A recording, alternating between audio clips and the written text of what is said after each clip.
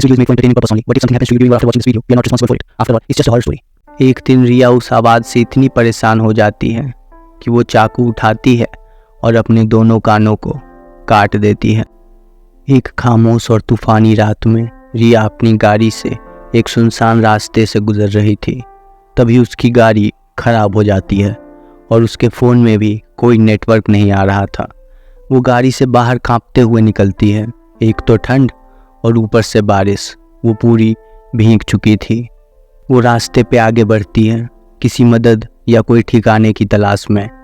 आसमान में चमक रही बिजली ज़मीन पे अजीब सी परछाई बनाती है और बस एक आवाज़ जो मानो किसी जानवर के दहाड़ के जैसा हो। कुछ वक्त ऐसे गुजर रहा था इस मौसम में, मानो जैसे सदियां हों।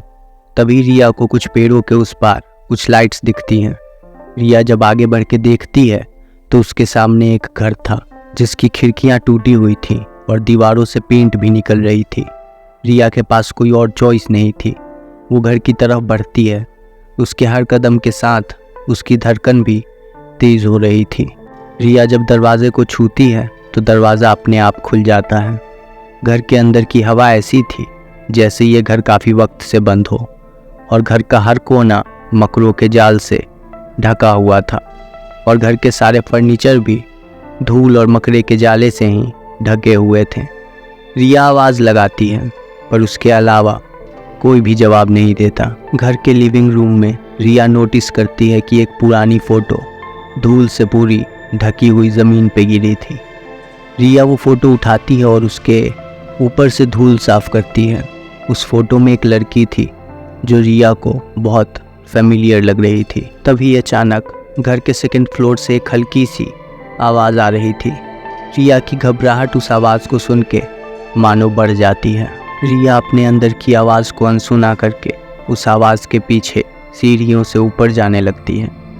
हर कदम की आवाज़ घर में गूंज रही थी। तभी रिया उस आवाज़ के पीछे चलते चलते एक रूम के पास आ गई थी।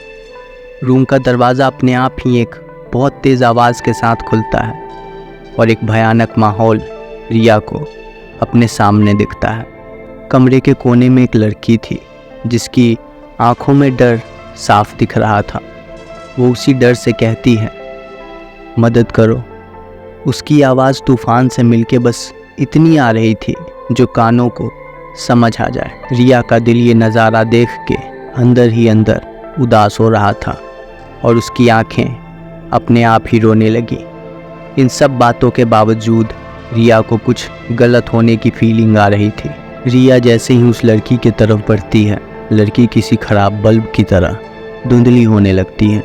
रिया डर से कदम पीछे करती है पर किसी चीज़ से टकरा के गिर जाती है। रिया को ना जाने कैसे पर यह एहसास होता है कि वो लड़की यहाँ कई सालों से कैद में है और बस यहाँ से आज़ादी चाहती है। तभी वो घर हिलने लगता है, मानो जैसे भूकंप आया हो।